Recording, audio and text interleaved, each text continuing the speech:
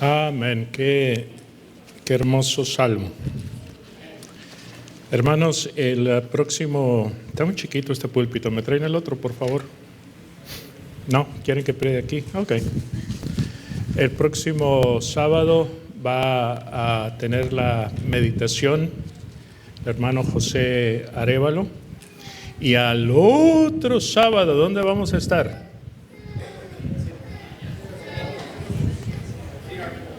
Vamos a estar en Cedar Falls, ¿ok? La iglesia se va a cerrar, mis hermanos. Gracias. Muchas gracias. La iglesia se va a cerrar porque queremos ir todos a Cedar Falls el 16 y el 17. El último día para registrarse es el 10. Es el 10 de o sea, el próximo sábado, ¿verdad? El próximo sábado es el último día para registrarse. La iglesia les va a ayudar un poquito financieramente. La intención es que vayamos todos a el hermoso campamento de Cedar Falls. Alguien me preguntó cuál de estos ¿qué son? Proyectos era mi favorito. ¿A cuál le daba el primer lugar? Hermanos, no sé. Sinceramente, no es que no me quiera comprometer, ¿verdad? Que digan, el pastor le hizo favor. Es que todos están, el grandote por ser los 10 mandamientos, las luces, el color, las letras en hebreo, aunque ahí no dice nada, pero son las letras en hebreo. Aunque está chiquito, miren cuánto trabajo lleva, hermanos. Hasta ventana le pusieron, lo modernizaron. La pintura, no sabía, teníamos a alguien que arreglaba marcos, pero ahora tenemos pintores también aquí en nuestra iglesia, las vestimentas de Aarón. Sinceramente, hermanos, todos merecen un 100. Amén. Hermanos, ¿cuántos muebles había en el santuario? No me la mencione, díganme cuántos. ¿Cuántos? 6, habían 6. ¿Cuántos hay aquí? Hay 2. Hay 2. De los 6 muebles que había en el santuario, hermanos, ¿con cuántos se quedaron los judíos que hasta la fecha lo tienen? Y uno lo ve y dice, eso es judío. A ver. La menora, ¿qué quiere decir? La lámpara. Es lo único. Pero no lo asocia. Usted le pregunta, ¿y eso dónde estaba? No lo asocian con el santuario. Pobrecitos los judíos. Ok, vamos a orar. Padre en los cielos, al estudiar tu palabra, rogamos que tu bendición sea con cada uno de nosotros y nos acompañes para ser inspirados con tu Santo Espíritu. En el nombre de Jesús oramos. Amén. Después de que el pastorcito David matara al campeón gigante Goliat, David se convirtió en el personaje más importante de toda la comarca. Era una celebridad andando. Todo mundo quería tomarse selfies con David. Todo mundo quería su autógrafo. Era realmente alguien muy, muy popular en aquellos tiempos. Y recuerden que él era de muy buen parecer. En otras palabras, era muy guapo, el hermano David. Y después de pelear con el rey Saúl y después contra el rey Saúl, finalmente él llegó a ser rey de Israel. Y cabe mencionar que fue el rey número 1. no en orden, sino el más poderoso de todos, el que extendió más el reino de Israel. Hermanos, comenzó a reinar cuando solamente tenía 30 años. Imagínense, 30 años cuando David comenzó a reinar, y reinó por 40 años. Ahora, en aquellos tiempos, hermanos, había una costumbre que no se practica más en Israel, pero que todavía se practica en algunas tribus, especialmente en África, y es la poligamia. ¿Qué es poligamia? Poligamia viene de poli, muchos, y gameo, mujer, muchas mujeres. Tener muchas mujeres. Era la costumbre que los hombres se les permitía tener más de una mujer. Y se nos dice que David tuvo por lo menos 7 mujeres. Aparte, muchas concubinas. O sea, el hombre estaba rodeado de mujeres, y sin duda alguna eran las más hermosas también de todo su reinado. Y con todas estas mujeres, David tuvo muchos, pero muchos hijos. Estaba bien, era lo normal, era la costumbre, era la regla que un hombre tuviera varias esposas, que se casara con varias mujeres, siempre y cuando fueran solteras. No se podían casar con alguien que ya estuviera casada. Eso se convertía en adulterio. Y el adulterio se hacía entonces contra el esposo. Y el adúltero y la adúltera debían ser matados. Y es por eso que al rey David se le permitió tener varias esposas. Pero después vino su hijo, el siguiente rey de Israel, y ese sí se voló la barda, ¿verdad? Porque ese tenía esposas y concubinas que no le alcanzaba el año para darle la vuelta a todas. David es uno de los personajes más famosos en el Antiguo Testamento. Era un músico muy talentoso, era un poeta muy apreciado, era un excelente líder militar y fue también un rey muy especial. Pero por sobre todas las cosas, la Biblia nos dice que él era un varón conforme al corazón de Dios.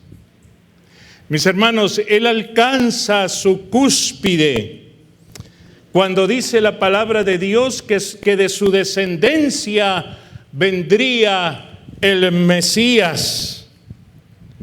Y no solo eso, el Mesías sería llamado Hijo de David. ¡Wow! ¡Qué privilegio! ¡Qué privilegio! Un autor menciona 10 razones por las que David era considerado un varón conforme al corazón de Dios. Pero nada más voy a mencionar 3. Número 1, David era una persona muy humilde delante de Dios.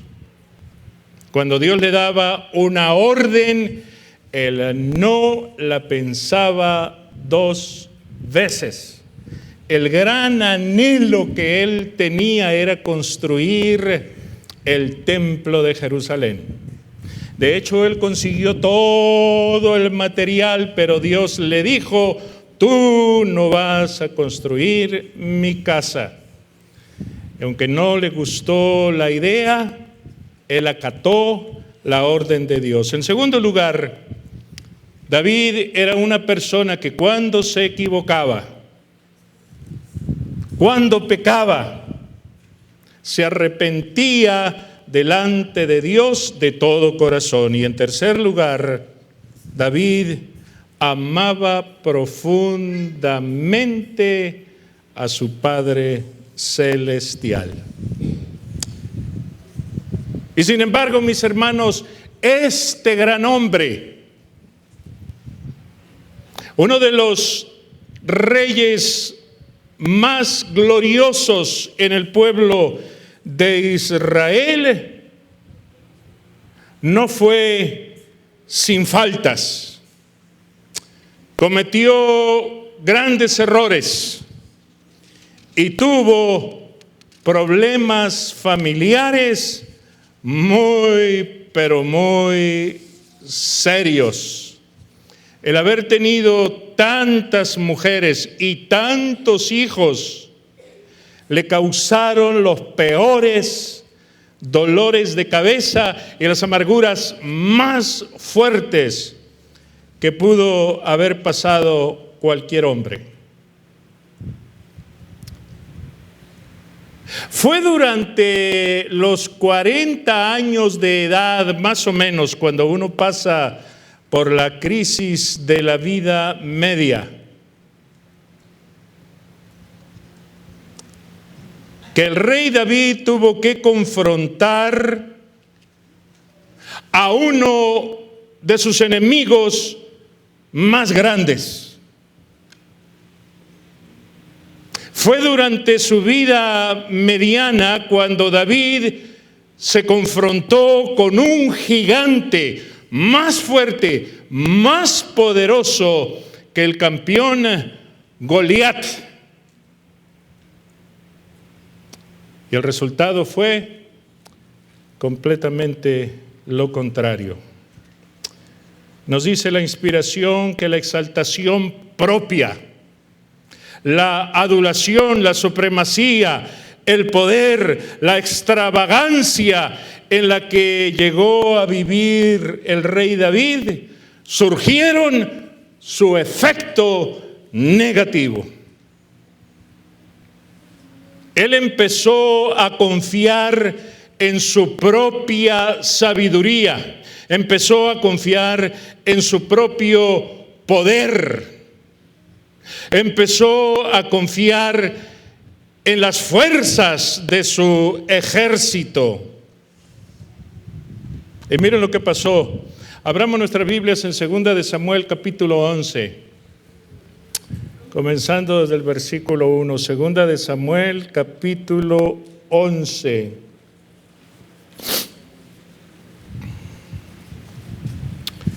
Aconteció en el año siguiente, en el tiempo en que salen los reyes a la guerra, es decir, en la primavera. Noten, en la primavera era cuando los reyes salían a pelear con su ejército, que David envió a su general Joab. Primer error, no fue él,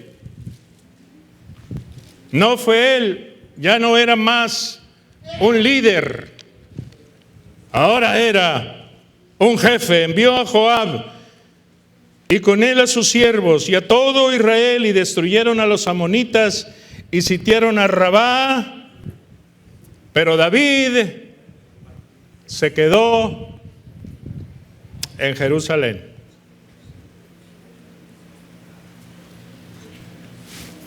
Los frutos de la victoria y el honor rodeaban a este rey. Ahora estaba cómodo, estaba tranquilo, estaba relajado, tomaba unas siestas larguísimas. Y eso le dio la oportunidad al gran tentador, a Satanás, para ocupar la mente de David. Fue en el confort, fue en la comodidad, fue en la seguridad propia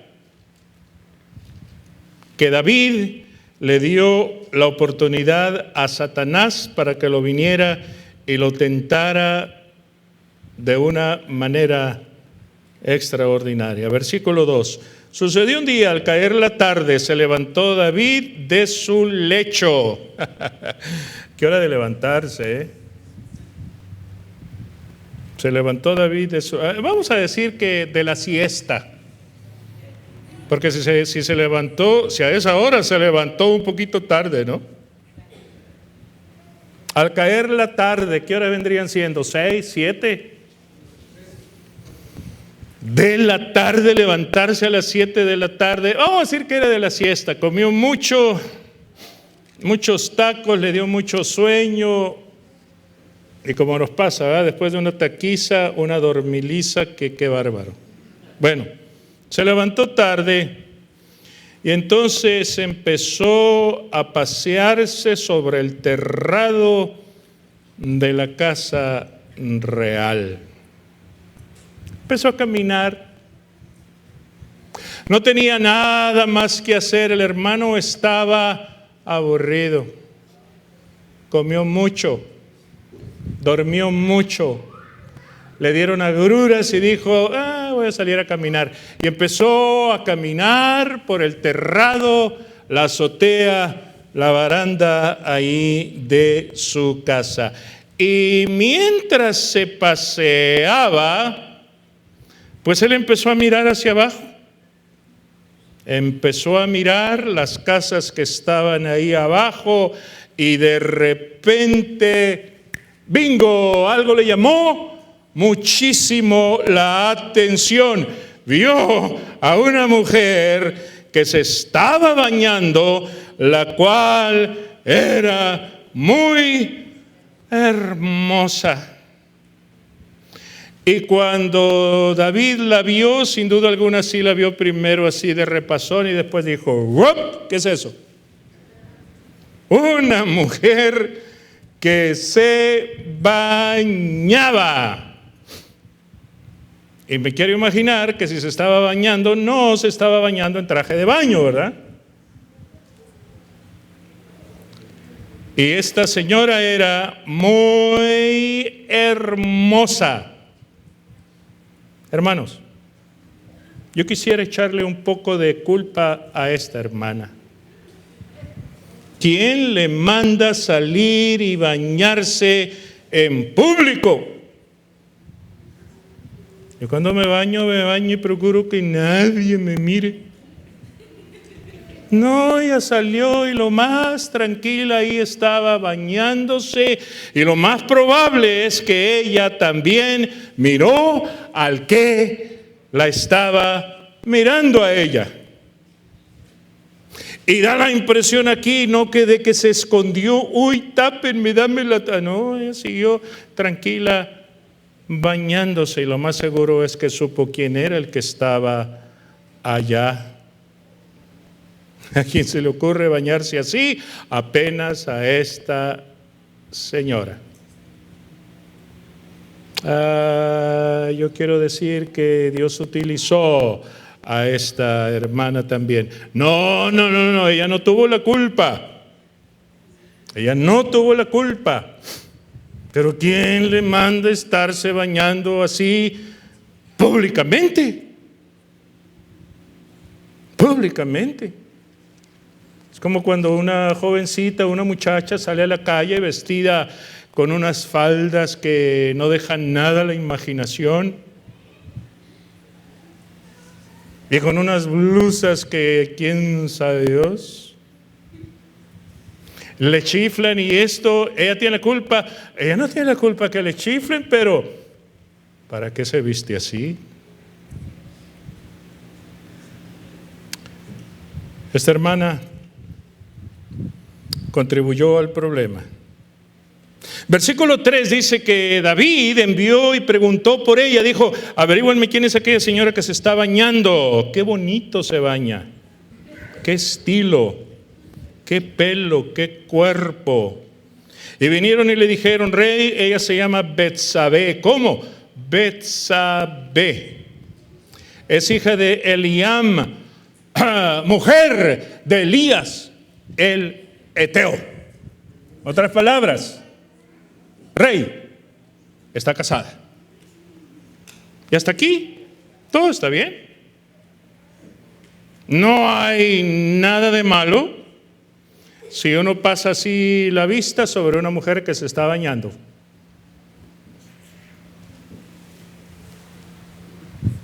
No hay nada de malo en preguntar quién es, capaz que es soltera, y si está soltera, échenmela. Mandó preguntar y le averiguaron y le dieron toda la información a todo el FBI. Bien, y le dijo: rey, esto y esto y esto y esto, pero es casada, es mujer de Urías Eteo.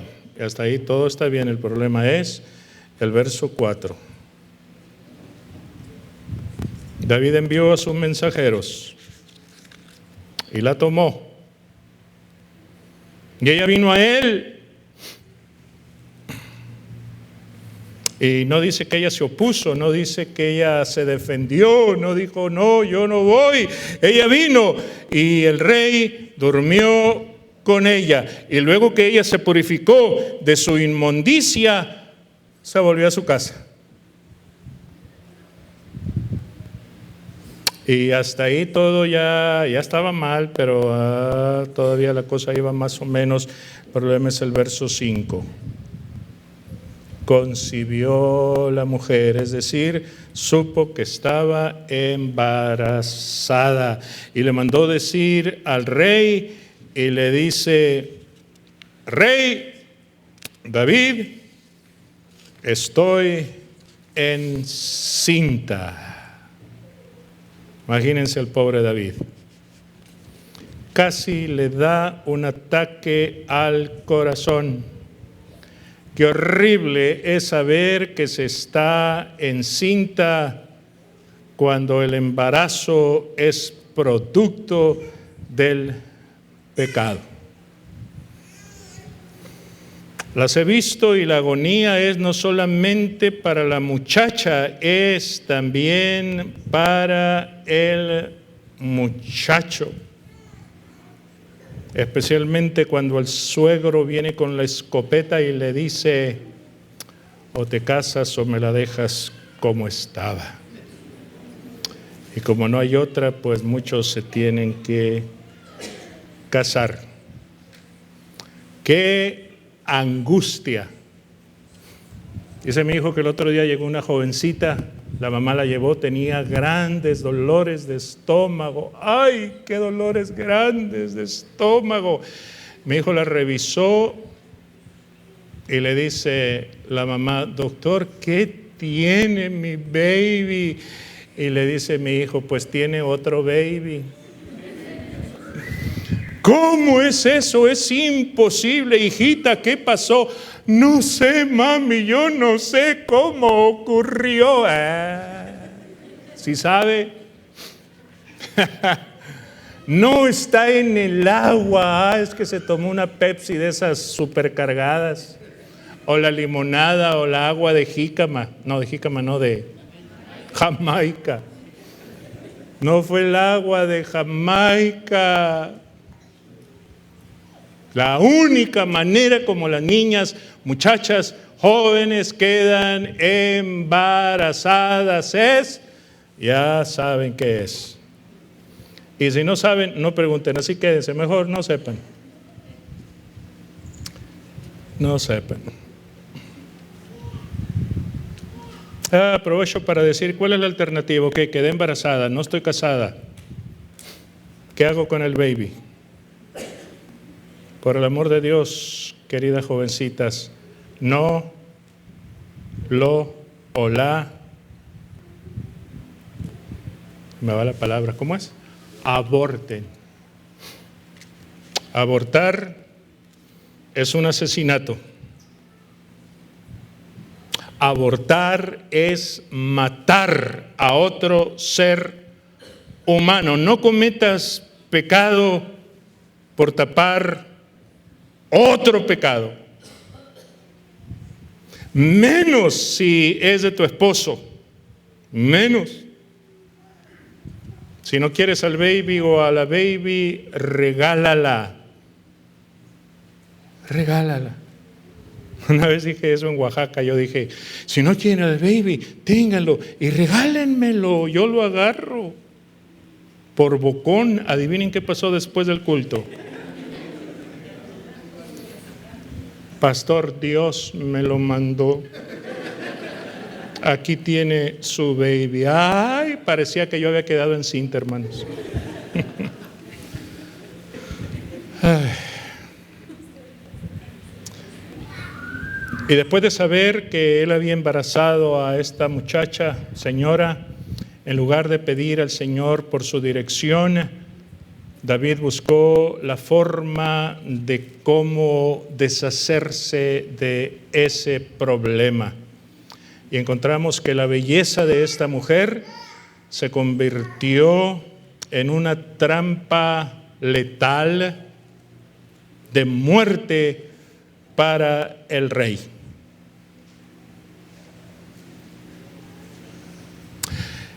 Esta señora era esposa de uno de los oficiales más fieles, más leales, más valientes del rey David.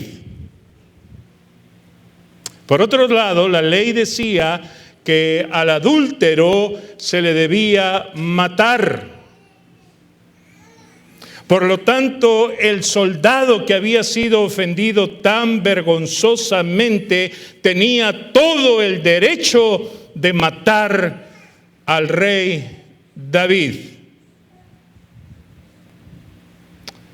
Y el rey David no dormía de ansiedad, de preocupación, pensando, ¿cómo le hago? ¿Cómo le hago? ¿Cómo le hago? Ya estaba en el poder de Satanás. La deshonra y la amargura de la muerte estaban delante de él. Así que se le ocurrió una idea. Dijo, traigan a Urías. Tráiganlo, denle un descansito, mandó decir a su general. Tráiganlo, que venga a su casa. Lo trajeron, vino, y este soldado fiel, en lugar de irse a su casa, se quedó allí delante del rey, en el palacio. Y David le mandó decir, vete a tu casa, vete y duerme con tu esposa. Ándale, duerme con ella. Y Urías ha de haber dicho, ¿y qué tanto interés tenga de que yo duerma con mi esposa? Pero él dijo, no, yo no puedo ir, estar en mi casa mientras mis compañeros están en la guerra. Este soldado fiel no quiso ir a su mujer, así que David dijo, ¿qué hago? ¿Qué hago? Y el diablo le da una idea y él la ejecuta. Lo mandó de nuevo a la guerra y le pidió a su general que lo pusiera al frente para que él fuera asesinado. Así su esposa estaría libre para ser su esposa, la sospecha sería borrada y el honor real sería mantenido. Y el pobre Urías fue el portador de su sentencia de muerte, y tal como decía la orden, él fue puesto al frente del ejército y fue asesinado por los soldados contrarios. Verso 26 dice que oyendo la mujer y todos los demás que Urías, su marido, había sido muerto, hizo duelo por su marido. Y de acuerdo con la Biblia, mis hermanos, la costumbre en aquellos días era hacer duelo por 7 días. Así que ella lloró por 7 días. Pero mientras lloraba, contaba los días, contaba las horas, contaba los minutos en que pasaran los 7 días.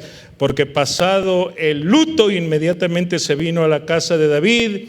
Ella fue su mujer, dice el versículo 27, le dio a luz un hijo. Pero el versículo dice, mas esto que David había hecho fue desagradable ante los ojos de Jehová.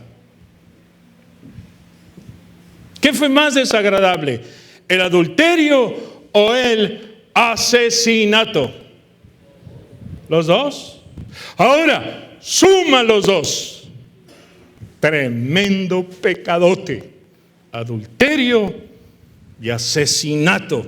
Tratando de cubrir un pecado grande con otro pecado mayor. ¿Y cuántas veces hacemos lo mismo? Queremos tapar un pecado con otro pecado y luego otro y luego otro. Pero mis hermanos, muy pronto el pecado de David y Betsabé se dieron a conocer. La sospecha de que el rey había planeado la muerte de Urías se hizo muy popular. Todo el mundo hablaba de eso. Estaba en todos los periódicos, estaba en todas las revistas, en todos los canales de televisión, estaba hasta en el internet. El Señor había sido completamente deshonrado. Dios, que había exaltado tanto al rey David, y David, que había causado oprobio al nombre de Dios. Porque puede ser que dos personas cometan el mismo error, pero cuando uno de ellos es cristiano, ¿verdad? Y es cristiano. ¿Y eso qué es cristiano, no? ¿Qué se va a esperar de nosotros, pobres pecadores?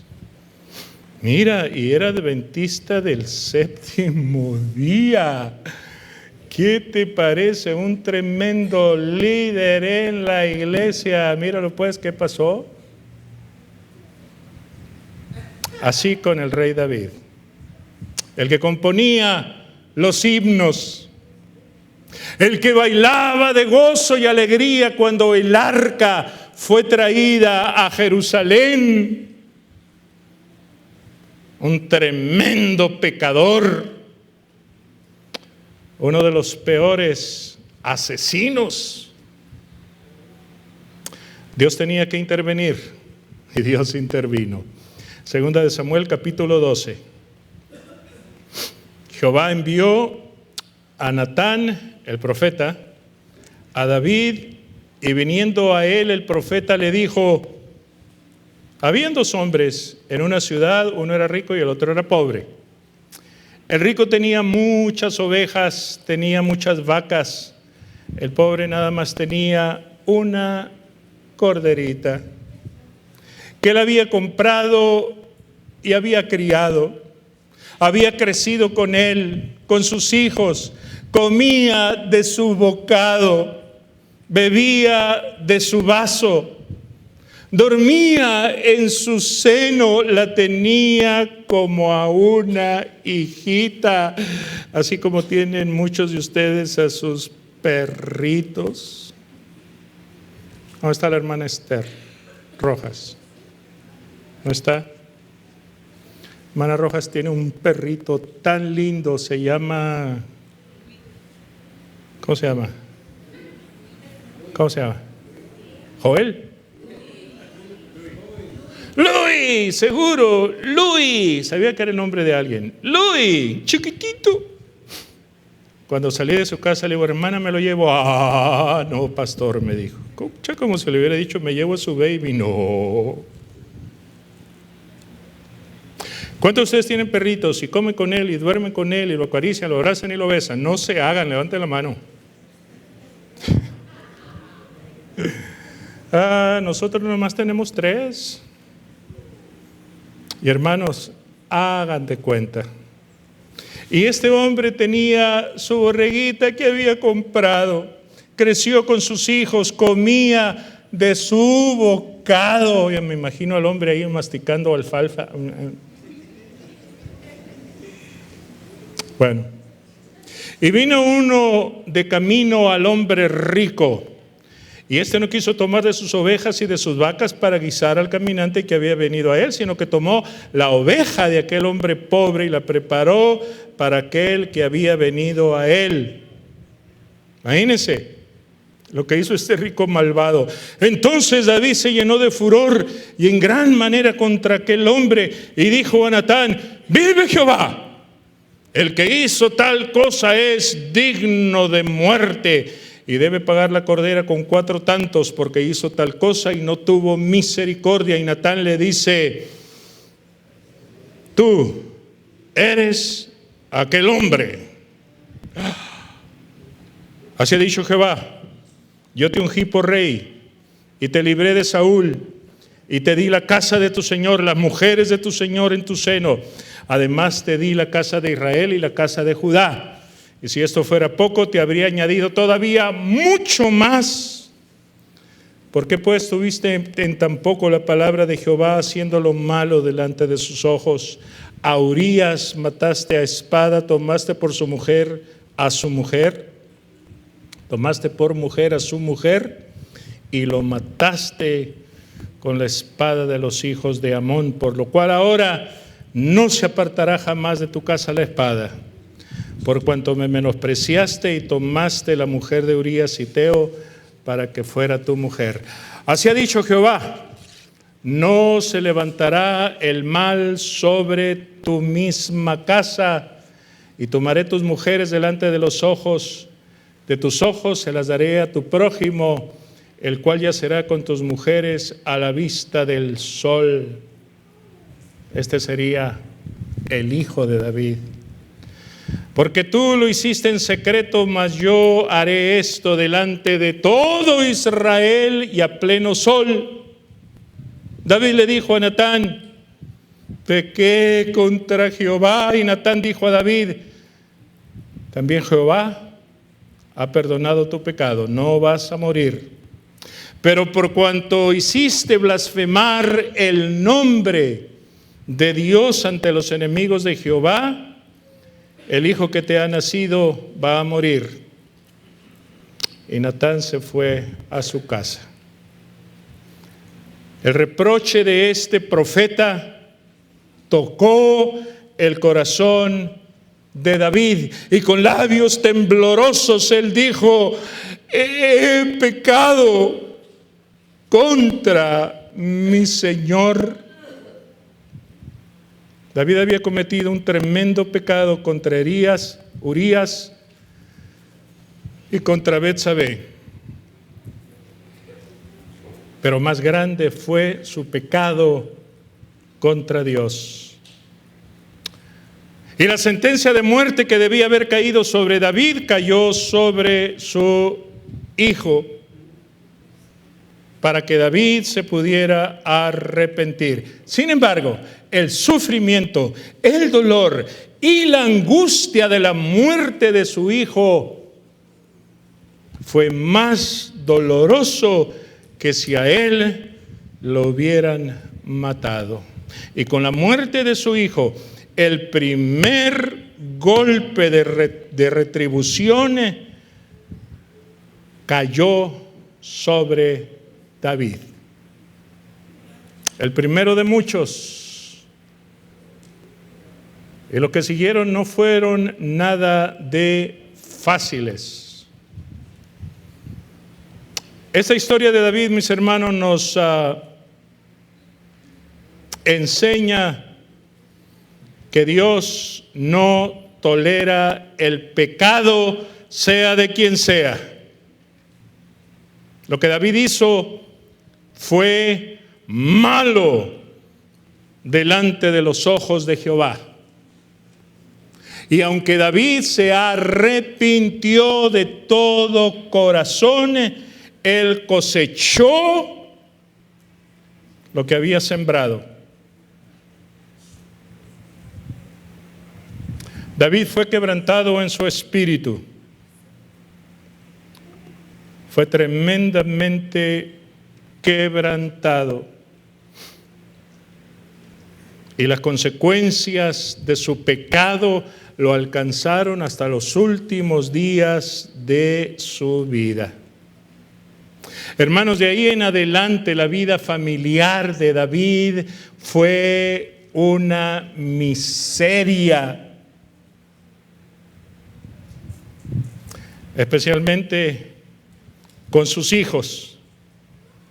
Su influencia se había acabado. Él ya no podía decirle nada a sus hijos cuando se portaban mal, porque ellos le contestaban diciendo: mira quién habla, el adúltero,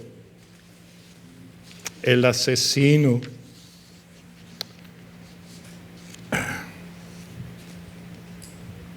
Dios no se interpone a los resultados que vienen del pecado. Así que la retribución, la agonía, la vergüenza estuvieron con el rey durante toda su vida.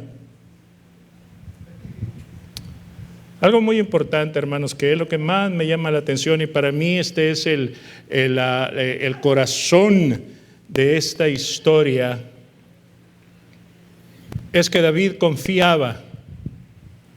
Él tenía esperanza en el amor y la misericordia infinita de Dios. No, él no dijo: voy a pecar porque Dios me perdona, Él es muy misericordioso. No. Pero él sabía quién era su Dios. Su arrepentimiento fue sincero. Y cuando él oró a Dios, no solamente pidió perdón, él pidió por un cambio de corazón. Aunque David había caído, el Señor lo levantó cuando él se humilló y confesó sus pecados. Dios le vio el corazón, vio que era sincero, lo vio llorar, lo vio sufrir, y Dios en su misericordia lo perdonó completamente. Mis hermanos, esta es una de las ilustraciones más hermosas que encontramos acerca de la tentación humana y del perdón ilimitado de nuestro Padre Celestial cuando hay un arrepentimiento genuino. Me gusta mucho la historia de David, porque él es como yo. No me puedo comparar con José. Ojalá. José miraba a la mujer ahí que se estaba bañando desnuda. Él volteaba inmediatamente para el otro lado y salía corriendo. ¡Vámonos! Ese era José. O Daniel. No, David era como yo. Pecador empedernido. Y a través de todas las edades, los hijos de Dios que hemos caído en pecado, recordamos la importancia del sincero arrepentimiento de este gran rey y cómo la confesión de los pecados, el arrepentimiento sincero de corazón y la fuerte voluntad de no volver a caer nos permiten otra vez caminar en los caminos de nuestro Padre celestial. Y con ese profundo arrepentimiento, mis hermanos, es que él escribió el Salmo 51. Uno de mis favoritos, junto con el 91 y con el 23. ¿Saben que el 91 era el salmo favorito de Jesús? ¿Sabían? Pero el 51, el salmo del arrepentimiento genuino de David. Ten piedad de mí, oh Dios, conforme a tu misericordia, conforme a tus piedades, borra mis rebeliones, lávame más y más, límpiame de mi pecado. Contra ti he pecado. Purifícame con hisopo y seré limpio. Lávame y seré más blanco que la nieve. Crea en mí, oh Dios, un corazón limpio y renueva un espíritu recto delante de ti. No me eches delante de ti, no quites de mí tu Santo Espíritu. Vuélveme el gozo de la salvación y espíritu noble me sustente. Qué hermoso salmo para nosotros los pecadores. Los santos no lo necesitan, no se preocupen. Gloria a Dios que no lo necesitan, pero los pecadores, ¿cómo lo necesitamos? Para algunos esta historia de David es una historia de condenación, para otros es una historia de redención. Para los demás es una historia de las dos cosas. Dios condena el pecado. No te equivoques. Dios odia terriblemente al pecado. El problema es que Él ama al pecador. Ama al pecador. Y mis hermanos, todos aquellos que han caído en una falla moral, en infidelidad, en inmoralidad, en adulterio, aquí hay un mensaje de esperanza, de sanidad y de restauración que nos dice que Dios no está en el negocio de aplastar a los pecadores bajo sus pies, sino de sanarlos y restaurarlos a una íntima relación con Él. En ese periodo de su vida, el rey David no estaba preparado para enfrentarse a ningún gigante. Estaba demasiado relajado. Estaba muy desconectado de Dios, el cual era la fuerza, el cual era la fuente de su poder. Y ahora le viene un tremendo gigante que se llama lujuria, lascivia, codicia, que el 10º mandamiento dice: no codiciarás la mujer de tu prójimo. Le vino ahora a David un gigante más poderoso que el mismo Goliat. Él pudo vencer a Goliat, al gigante, al campeón Goliat, lo pudo vencer fácilmente con el poder de Dios, pero no pudo vencer al gigantito porque no era grandote, era chiquitito, gigantito que tenía dentro de sí mismo. Con ese no pudo, porque su poder que estaba en Dios, ahora él no lo tenía. La lascivia, la lujuria, ese deseo o apetito sexual intenso, que a veces se pareciera incontrolable. No puedo, no aguanto. El deseo de tener esa relación sexual ilícita. No pudo olvidarse de aquella mujer, ya la miró toda desnuda, pues ya vete, ya, gózate, lo sueña con ella. Pero no se la quitó de la mente, dijo, averíguenme quién es. Es fulana de tal, esposa de tal. Esposa tenía que estar casada.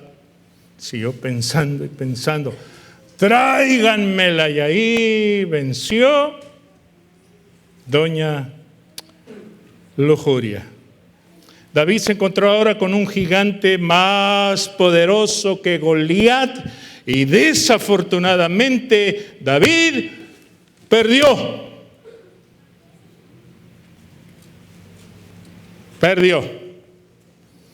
Cayó como aquel gigante. Y merecía ahora que le cortaran la cabeza como él se la cortó a Goliat. Pero Dios dijo, no, a ti no te la voy a cortar. Y se la cortó a su hijo. Y después a su otro hijo. Y luego a otro de sus hijos. David hubiera preferido que se la hubieran cortado a él.